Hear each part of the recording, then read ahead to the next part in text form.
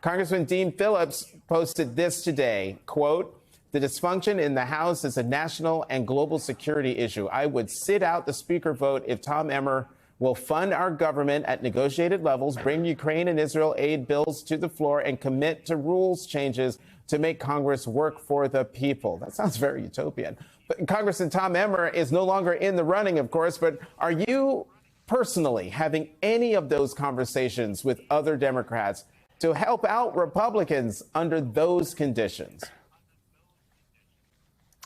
Yeah, several of us have had many of these different conversations over the last now 3 weeks, 21 days. And where I'm at is if we're going to come to a bipartisan deal, which, by the way, we want to do, we want to work with Republicans to come up with a bipartisan deal, to have shared governance, to ensure that when a majority of both caucuses are behind something, that it can happen in this Congress. We want this to happen, and we've extended the olive branch. In fact, Democratic leader Hakeem Jeffries wrote an op-ed about it.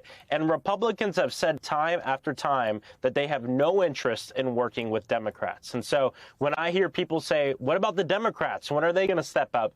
Everybody needs to know that we've extended the olive branch. We've said it in almost every interview, and Republicans have gone on national TV and said they don't want our help. And guess what happens when they don't take our help?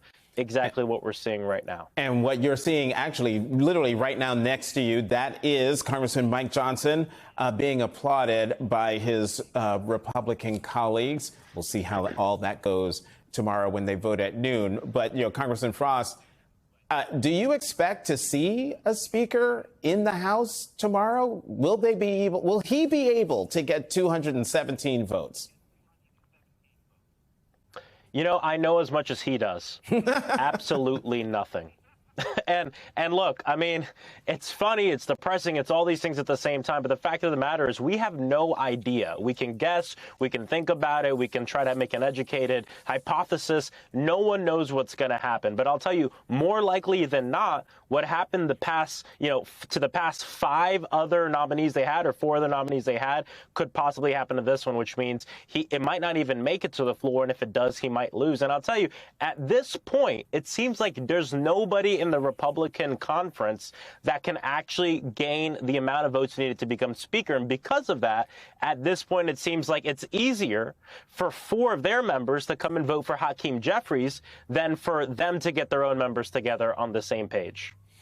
I'm still wondering at what point are they just going to say, hey, Speaker Pro Tem McHenry, let's just hand you the gap. You're the guy in the job. And I want to end by asking you about something that New York Times columnist Jamelle Bouie wrote about younger voters and their party preferences. And let me quote here. "The gap in the number of millennials who identify as Democrats rather than Republicans is huge, with more than twice as many self-identified Democrats as Republicans. The next cohort on the roster, Gen Z, is even more liberal and Democratic than millennials and shows no indication of becoming substantially more conservative as it ages." Does it surprise you, Congressman Frost, that Gen Z is rejecting the Republican Party?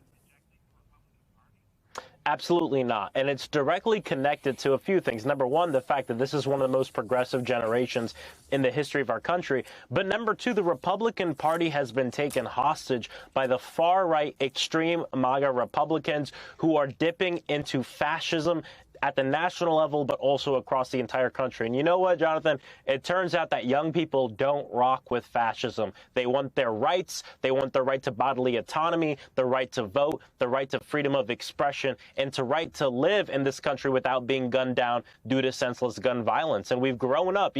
The thing that separates Gen Z from the other generations is that we've been immersed in technology our entire lives since birth. And what that does is create a generation that has a heightened degree of awareness of what's going on around the entire world and in this country. And because of that, we have high standards for the things we'd like now and in the future. And we realize that Democrats are the ones that are most closely aligned with those standards. And as long as we continue to fight for climate, to defeat the climate crisis and to fight for gun violence and for bodily autonomy, we can count on young people, but we can't take it for granted, not at all.